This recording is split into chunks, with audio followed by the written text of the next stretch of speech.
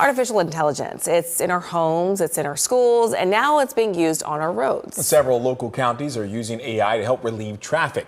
West Street traffic expert Megan Mackey shows us how it works. It's super accurate. We can detect pedestrians, bikes, cars, buses, whatever's out there. Emerging artificial intelligence technology is creating smarter traffic light timing and the way roads are analyzed.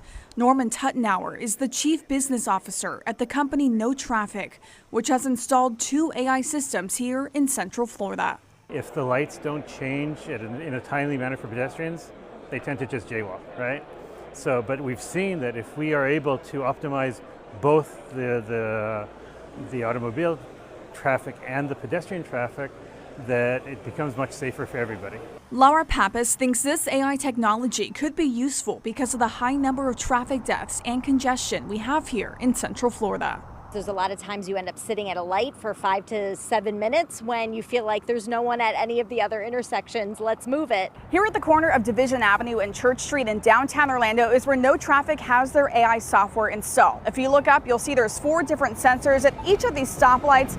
And that's important because this is a highly trafficked area. It's right in front of the Kia Center, which is where we have the Orlando Magic, as well as the Solar Bears and other big events. So this is an area with a lot of pedestrians and cars. The city of Orlando partnered with NoTraffic to bring the AI technology to Church and Division. In Seminole County, Metro Plan Orlando brought AI technology to monitor 15 different intersections using a company called Grid Matrix. It's like if you had a person that 24 hours a day was just watching a single camera, and they could say, oh, hey, that car and that pedestrian just had a near miss. Let me mark that down.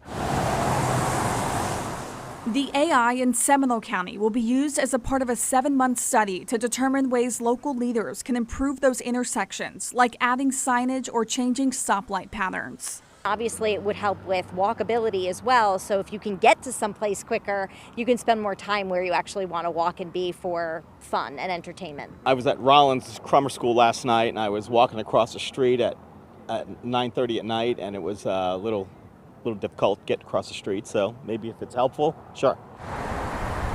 Right now, there are no plans to install more AI at intersections in Central Florida, but the outcome of the studies could change the way city and transportation leaders make changes to roadways. If the AI is finding these sorts of issues on these types of roadways, maybe we look at these types of roadways on a larger scale and deploy certain types of elements to make things safer or make our operations go better. Megan Mackey, West 2 News.